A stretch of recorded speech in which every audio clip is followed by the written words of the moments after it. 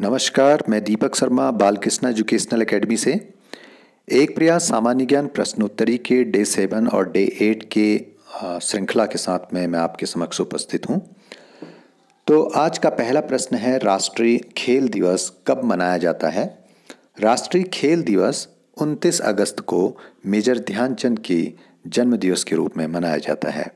Major Dhyanchand का जन्म 29 अगस्त 1905 को उत्तर प्रदेश के प्रयागराज में हुआ था। खेल उत्कृष्टता को मान्यता देने के उद्देश्य से इस दिन को राष्ट्रीय खेल दिवस के रूप में मनाया जाता है। दूसरे प्रश्न पर जब हम बात करते हैं, मनु भाकर का संबंध किस खेल से है, तो मनु भाकर का संबंध निशानेबाजी से है। मनु भाकर ने पेरिस ओलंपिक 2024 की 10 मीटर एयर पिस्टल प्रतिस्पर्धा व 10 मीटर मिक्स्ड डबल में कांस्य पदक जीता है। एक ही ओलंपिक में 2 पदक जीतने वाली वह एकमात्र महिला एथलीट हैं। अगले प्रश्न पर जब हम बात करें, रम्माण उत्सव उत्तराखंड के किस जनपद में मनाया जाता है। रम्माण उत्सव उत्तराखंड के चमोली जनपद के सलूड़ गांव में प्रत्येक वर्ष बैसाख माह यानी अप्रैल माह में आयोजित होने वाला उत्सव है। यह उत्सव यूनेस्को की विश्व धरोहर सूची में सम्मिलित है।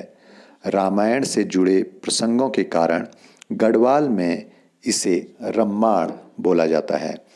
अगले प्रश्न पर जब हम बात करें, भारत का प्रवेश द्वार किसे कहा जाता है। भारत का प्रवेश द्वार मुंबई को कहा जाता है।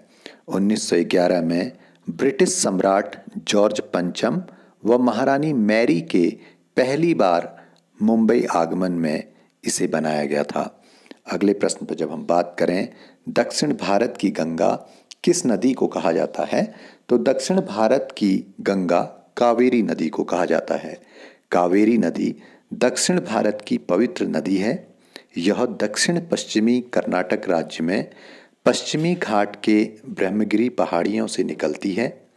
कर्नाटक और कर्नाटक राज्यों से होकर लगभग 765 किलोमीटर दक्षिण पूर्व दिशा में बहती है। तमिलनाडु से बहते हुए यह बंगाल की खाड़ी में गिरती है। अगले प्रश्न पर जब हम बात करें, नंदा देवी महोत्सव किस राज्य में मनाया जाता है, तो नंदा देवी महोत्सव उत्तराखंड राज्य में मनाया जाता है। अगले प्रश्न पर बात करें, विश्व जनसंख्या दिवस कब मनाया जाता है, तो विश्व जनसंख्या दिवस 11 जुलाई को मनाया जाता है। अगला प्रश्न हमारे पास में है, हिंदू पौराणिक कथा के अनुसार समुद्र मंथन हेतु किस सर्प ने रस्सी के रूप में स्वयं को प्रस्तुत किया था, तो वासुकी नामक सर्प ने अपने को रस्सी के रूप में प्रस्तुत किया था। अगला प्रश्न है, श्रीमद् भगवत गीता मौलिक रूप से किस भाषा में लिखी गई है, तो यह संस्कृत भाषा में लिखी गई है। अगला प्रश्न है, भारत का प्रधानमंत्री बनने के लिए न्यूनतम आयु कितने वर्ष होनी चाहिए, तो यह 25 वर्ष होनी चाहिए। धन्यवाद। ऐसी ही जानकारियों के लिए आप हमारे साथ में बने रहिएगा। नमस्कार।